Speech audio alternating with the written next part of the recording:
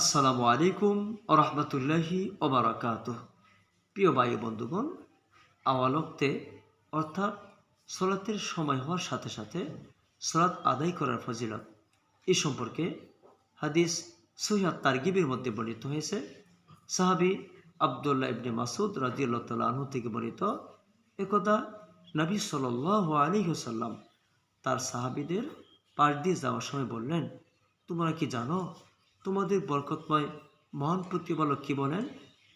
তারা বললেন, আল্লাহ এবং তার রাসূল অধিক অবগত। এ কথা তিনি তিনবার বললেন।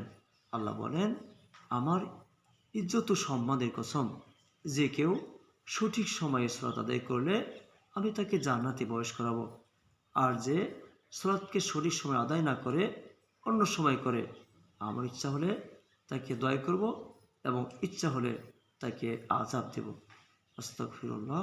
প্রিয় ভাই বন্ধুগণ, আল্লাহ তাআলা যে আমাদের সবাইকে সঠিক সময়ে সালাত আদায় করার তৌফিক দান করেন। আল্লাহুম্মা আমিন।